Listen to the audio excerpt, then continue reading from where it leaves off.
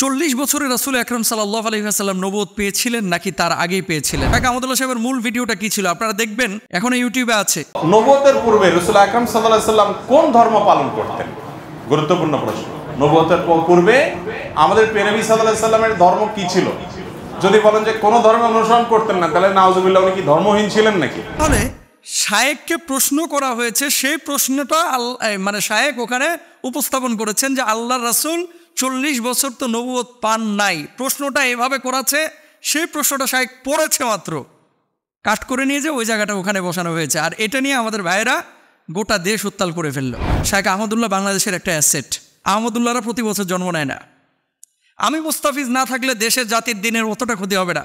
একজন শায়েক আহমদুল্লাহ না থাকলে এ দেশের, এ জাতির, এ দিনের অনেক বড় ক্ষতি হবে। সম্ভবত উনি এই যে চাঁদনি চক বা এই যে নিউ মার্কেটের ওখানে যেই একটা মাহফিল হয় কোন মসজিদে যেন, ওখানে সওয়াল জবাবের মধ্যে যে ভিডিওটা, মূল ভিডিওটা দেখেন। আমাদের কাছে কোনো শ্রোতা যখন প্রশ্ন করে, এই যে আজকে যে প্রশ্ন উত্তর দিচ্ছি, শ্রোতারা যখন প্রশ্ন করে আমরা কিন্তু প্রথমেই প্রশ্নটা আপনাদের সামনে পড়ে নেই। ইভেন এই যে আব্দুল জাহের মাহমুদ যে প্রশ্নটি করেছে, এই প্রশ্নটাও কিন্তু আমি পড়লাম। কোরআনুল কারিমে আল্লাহ কি বলছে একটা উদাহরণ দিয়ে আরও ক্লিয়ার হবেন। লা তাকরাবুস সালাহ, নামাজের ধারে কাছেও যায় না। এখন আপনি আগেও নিলেন না, পিছেও নিলেন না। লা তাকরাবুস সালাহ আল্লাহ বলছেন নামাজের ধারে কাছে যায় না, আপনি নিয়ে এসে এটা মুস্তাফিজ হুজুর বলল নামাজের ধারে কাছেও যায় না। এখন কখন? আল্লাহ তো এটা পরে বলে দিয়েছে, ওয়ান্তুম সুকারা, যখন নেশাগ্রস্ত অবস্থায় থাকো। মদ খায়া পবিত্র না হয়ে সাথে সাথে নামাজে দাঁড়ায় ওরা, নাপাক অবস্থায় দাঁড়ায় ওরা। এখন আপনি কাট করে ওখানটা নিয়ে যে বসায় দিলেন। সুযোগ সন্ধানী যারা আছে সোশ্যাল মাধ্যমে, আমার লেকচার বলেন, আহমদুল্লাহ সাহেবের লেকচার বলেন, আব্দুল্লাহ সাহেবুল্লাহের লেকচার বলেন, XYZ যে কোনো স্কলারের লেকচার কেটে কেটে অনেকভাবে কিন্তু উপস্থাপন করা যায়। একটা পজিটিভ বিষয়কে কিন্তু নেগেটিভলি উপস্থাপন করা যায়। আর যে ভদ্রলোক এই কথাগুলো নিয়ে আজকে আলোচনা করতেছে, শেখ আহমদুল্লাহ সাহেবের মূল ভিডিওটা কী ছিল আপনারা দেখবেন, এখন ইউটিউবে আছে।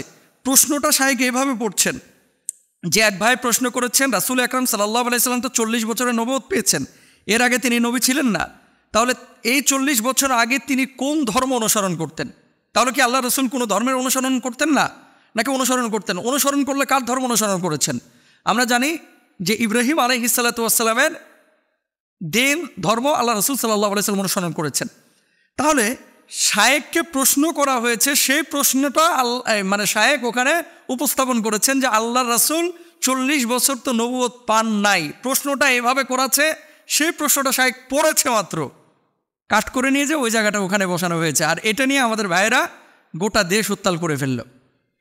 জ্ঞানী মানুষের একটা বিষয় কি জানেন, যে সবসময় তর্কে জড়ায় না, ঝগড়া বিবাদে জড়ায় না। কারণ যেই গাছে যত ফল বেশি, সেই গাছটা তত নত বেশি।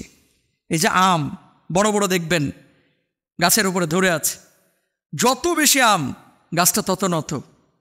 এত কথা শেখ আহমদুল্লাহ সাহেবকে নিয়ে বাংলাদেশে হলো। আমি তো দালাল হয়ে গেছি, মানুষ বলতেছে, কতজন তো আমাকে নিয়ে কত কথা বলতেছে।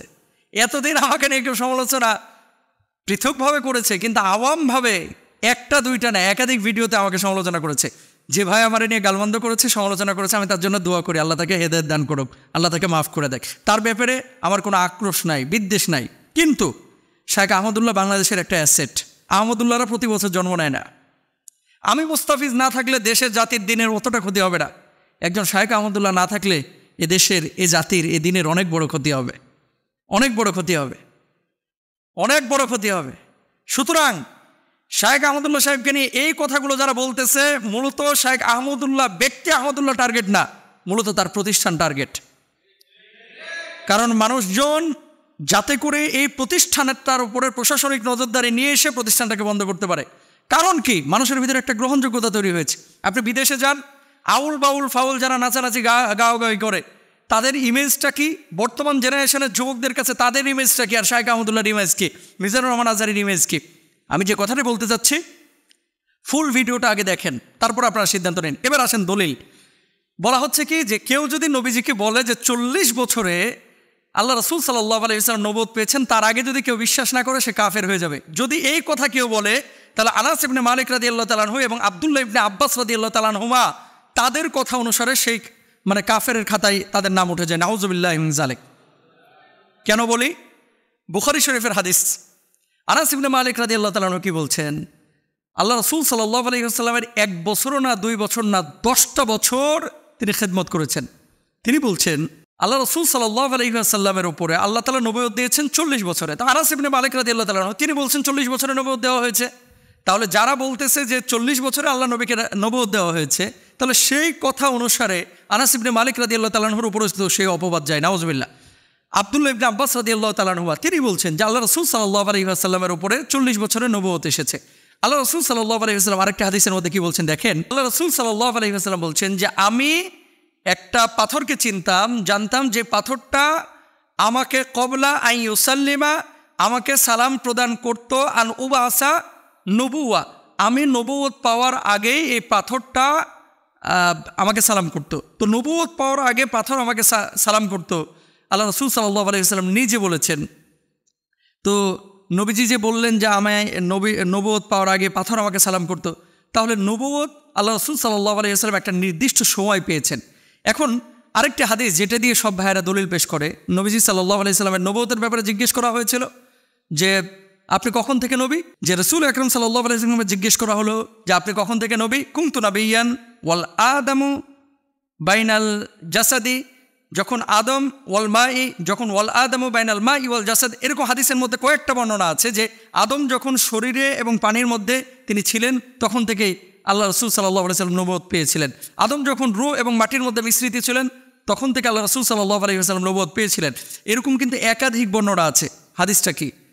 হাদিসটা রাসূল আকরাম সাল্লাল্লাহু আলাইহি ওয়াসাল্লামের বিশুদ্ধ হাদিস, যে যখন আদমকে সৃষ্টি করা হয় নাই তখন থেকেই তিনি নবুয়ত পেয়েছিলেন। কিন্তু আদম আলাইহিস সালাতু ওয়াস সালামকে আল্লাহ সুবহানাহু ওয়া তাআলা যে পৃথিবীর বুকে পাঠিয়েছেন, নবীকে যে আল্লাহ সুবহানাহু ওয়া তাআলা পৃথিবীর বুকে পাঠিয়েছেন, নবীজি 40 বছর পর্যন্ত নবুয়ত পান নাই, কিন্তু আগে থেকে নবুয়ত ছিল লাউহে মাহফুজে। কোরআন যেমন সংরক্ষিত ছিল, নবীজির স্বীকৃতি লাউহে মাহফুজে এবং আসমানি জগতে, রুহানি জগতে আল্লাহ তাআলা আগেই দিয়ে রেখেছিলেন। সেই স্বীকৃতির সনদ, স্বীকৃতির চূড়ান্ত বাস্তবায়ন আল্লাহ তাআলা 40 বছরে করেছেন। তাহলে কি সেই হাদিসটাও ঠিক, এই হাদিসগুলোও ঠিক। 40 বছরে নবীজি নবুয়ত পেয়েছেন, এটা তো সিরাতের ম্যাক্সিমাম কিতাবের মধ্যে আছে, ম্যাক্সিমাম কিতাবের মধ্যে আছে। আমরা তো অস্বীকার করতেছি না সেই বিষয়টা, কিন্তু নবুয়ত 40 বছরে পেয়েছে, এটাকে কেউ যদি অস্বীকার করে কাফের হয়ে যাবে, ফাসেদ হয়ে যাবে, এই বিষয়টাতে আমরা একমত না, এটা অশুদ্ধ বিষয়। সুতরাং রাসূল আকরাম সাল্লাল্লাহু আলাইহি ওয়াসাল্লামের হাদিস একাধিক থাকতে পারে। আমাদের আকীদা হচ্ছে নবীজি 40 বছরে নবুয়ত পেয়েছেন এবং নবীজির নবুয়তের সিদ্ধান্ত স্বীকৃতি আল্লাহ সুবহানাহু ওয়া তাআলা আগেই দিয়ে দিয়েছেন। কিন্তু এটা নিয়ে বাড়াবাড়ি, ছাড়াছাড়ি, মারামারি, আর মূলত যদি উদ্দেশ্য হয়ে থাকে শায়েখ আহমদুল্লাহকে দমন করা, এই উদ্দেশ্যটা আসলে সফল হবে না। আল্লাহ তাআলা চক্রান্তকারীদের চক্রান্তকে নস্যাৎ করুক, সবাই বলেন আমিন। আল্লাহ সুবহানাহু ওয়া তাআলা আমাদেরকে বোঝার তৌফিক দান করুন। আসসালামু আলাইকুম ওয়া রাহমাতুল্লাহি ওয়া বারাকাতুহু। আফতাবনগর থেকে